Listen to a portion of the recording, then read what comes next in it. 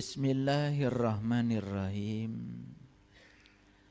Assalamualaikum warahmatullahi wabarakatuh. Salam sejahtera untuk kita semua.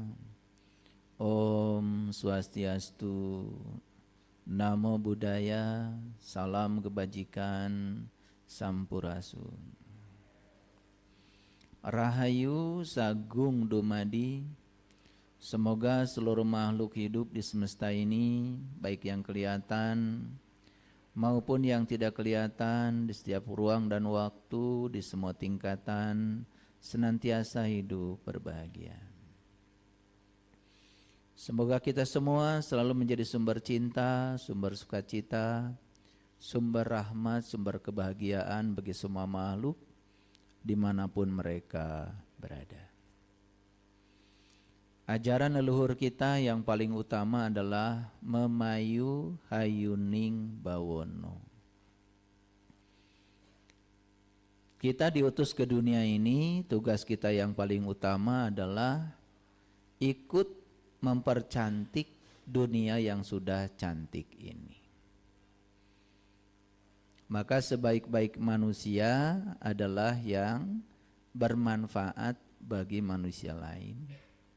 Sebaik-baiknya manusia adalah yang memiliki nilai untuk makhluk yang lain. Tidak ada yang lebih berharga dalam hidup ini yang melampaui nafas kita. Karena nafas adalah kekayaan yang sesungguhnya kita miliki. Semua hal yang kita upayakan bertahun-tahun akan berpindah tangan dalam sekejap, tepat saat nafas kita sudah berakhir. Banyak sekali manusia yang terus-menerus menghabiskan waktu hidupnya mengumpulkan yang akan dia tinggalkan. Sementara dia sendiri tidak sadar bahwa suatu saat kita akan menghembuskan napas yang terakhir. Dan ketika napas yang terakhir sudah dihembuskan dan napas tidak mau lagi masuk ke tubuh kita, karena napas itu sangat cerdas. Ketika tubuh kita tidak layak pakai lagi, dia juga saat keluar tidak masuk lagi. Itu yang disebut dengan kematian. Sesederhana itu sebetulnya kematian. Oleh karena itu, saat ini kita sedang menjadi orang yang paling kaya. Karena dengan kehadiran nafas, mata kita jadi berfungsi. Dengan kehadiran nafas, telinga kita berfungsi. Dengan kehadiran nafas, mulut kita berfungsi. Saya pernah bergurau, ada orang yang merasa dirinya miskin. Kemudian saya bilang, boleh enggak matamu yang sebelah itu saya beli 2 triliun. Mau enggak? Wah, enggak mau. Padahal 2 triliun. Itu artinya harga mata kita ini tak ternilai. Harga telinga kita tuh tak ternilai, apalagi nafas kita.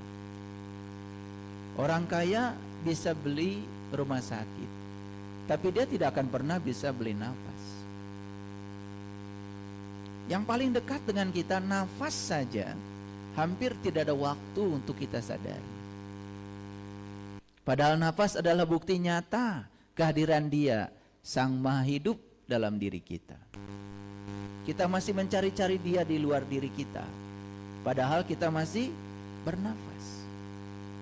Sedangkan nafas sendiri adalah penghubung antara diri kita yang di dalam dengan diri semesta yang tanpa batas. Nafas itu penghubung antara alam mikroskopis di dalam diri kita dengan alam makroskopis. Maka siapapun yang sudah menyadari nafasnya setiap saat sebagai wujud kehadiran Sang Hidup dalam dirinya, maka dia tidak akan pernah merasa terasing dalam kehidupan ini. Maka praktek-praktek spiritual di semua tradisi agama, di semua tradisi keyakinan, yang diberdayakan adalah nafas. Makanya banyak sekali teknik-teknik olah nafas. Coba bayangkan ya, orang menciptakan pesawat, menciptakan kapal laut, menciptakan berbagai jenis kendaraan berbahan bakar bensin. Mereka hanya menggunakan napas biasa. Napas biasa, napas alami.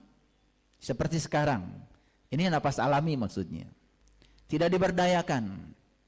Tidak tarik napas, tidak tahan napas, tidak buang napas.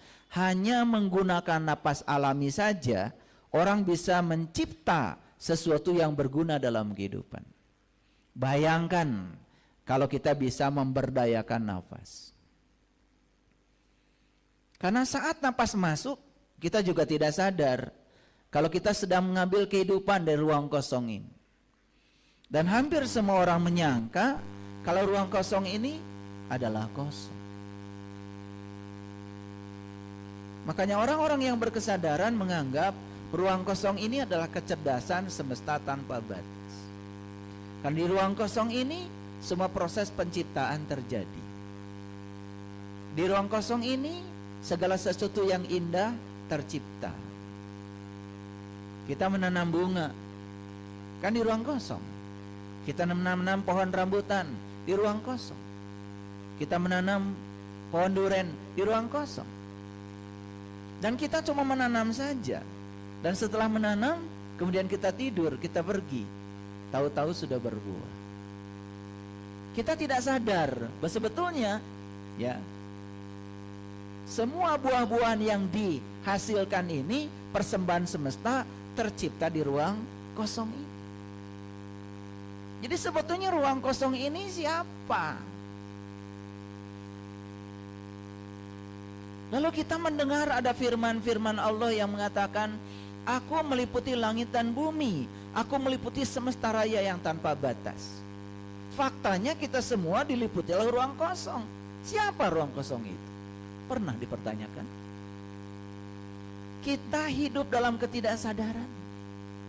Seperti ikan yang hidup di samudra, dia masih mempertanyakan di mana air. Jadi lucu ya, kita hidup dalam tubuhnya semesta, kita hidup dalam tubuhnya dia, sampai sekarang kita tidak kenal kepada dia, masih mempertanyakan di mana dia. Karena otak kita ini sudah tumpul.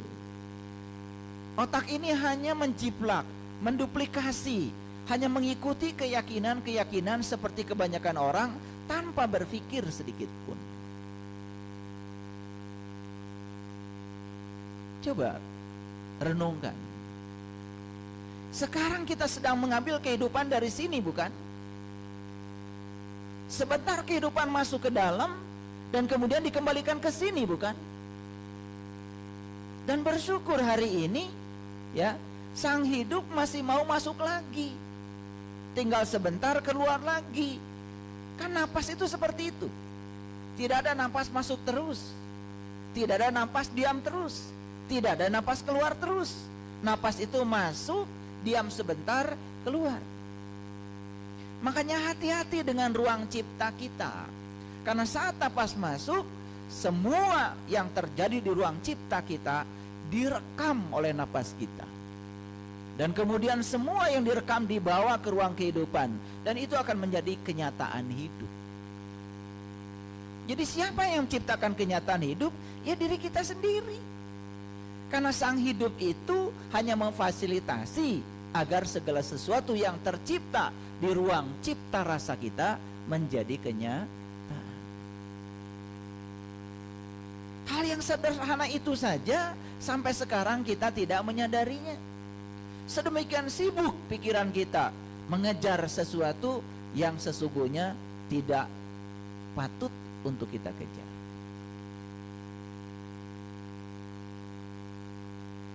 Makanya kita terus-menerus menjadi diri palsu, mengizinkan diri kita dibawa oleh pikiran kita ke masa depan. Jadi cemas, khawatir, takut. Atau kadang-kadang mengizinkan diri kita dibawa oleh pikiran kita ke masa lalu.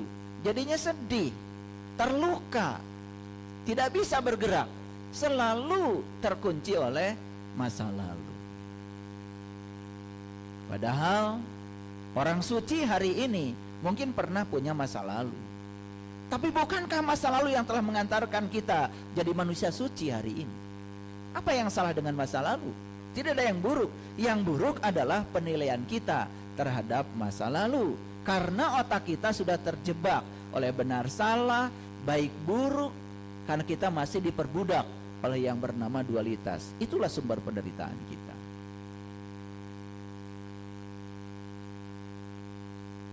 Dan kita lupa bahwa sesungguhnya sumber penderitaan kita adalah pikiran kita yang sampai hari ini belum mencapai kesadaran. Sumber penderitaan kita adalah diri kita sendiri. Jadi seharusnya hidup ini menakjubkan. Harusnya hidup ini berkelimpahan berkah. Harusnya hidup ini bahagia. Dan kita dilahirkan ke semesta ini bukan untuk menderita. Kita didatangkan ke semesta ini untuk menjadi manusia-manusia yang berbahagia. Cuman kita sampai sekarang tidak tahu cara untuk mencapai kebahagiaan itu. Karena membedakan mana bahagia, mana senang, sampai sekarang saja belum tahu. Punya rumah baru itu namanya senang. Makan enak, sesuai dengan yang kita mau, itu namanya senang. Jadi senang itu adalah mendapatkan. Sedangkan bahagia itu justru kebalikan dari senang. Karena bahagia itu justru melepaskan. Mendapatkan uang itu baru senang, belum bahagia. Tapi kalau uang yang kita dapat itu kita gunakan untuk membuat orang lain tersenyum, melihat senyum orang dengan uang kita, baru kita bahagia. Jadi bahagia itu berbeda dengan senang. Senang itu mendapat, sedangkan bahagia melepaskan. Kita selama hidup hanya ingin mendapat, tidak mau melepaskan, tapi ingin bahagia. Kan tidak nyampe-nyampe bahagianya. Itulah kebodohan kita selama ini. Beragama sudah bertahun-tahun, hanya sibuk dengan ritual agama, itu pun yang dilakukan tidak membangun kesadaran. Hanya mengikuti kebanyakan orang, lalu berharap nanti di hari kemudian akan mendapatkan pahala. Padahal hidup itu di sini, saat ini, sekarang. Rasulullah bersabda, kalau kamu ingin tahu ahli surga, lihat kehidupannya sekarang. Karena ciri ahli surga itu salah satunya adalah dirindukan selalu oleh tetangganya.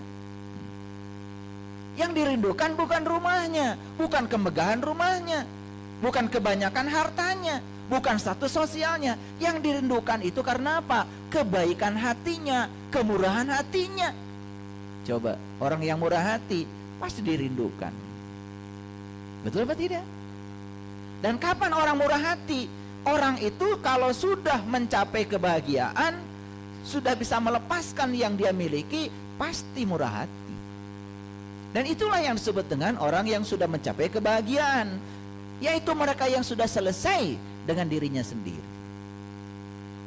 Membedakan mana senang mana bahagia saja, bertahun-tahun kita beragama tidak tahu. Padahal semua kalau ditanya ingin bahagia. Kan lucu. Betul apa tidak? Yuk sekarang di ruang kesadaran ini kita ngaji. Ngaji ya, lebih dalam lagi. Karena kita selama ini ngajinya terlalu banyak keluar. Sekarang ngajinya ke dalam. Ngajinya ke dalam. Ngajinya ke dalam. Oleh karena itu mari kita bersyukur hari ini kita masih bernafas, kekayaan yang tak terbatas masih ada dalam diri kita, dan itu adalah kekayaan yang melampaui segalanya. Oleh karena itu mari kita puji Dia bersama-sama membaca hamdalah. Alhamdulillahirabbil alamin.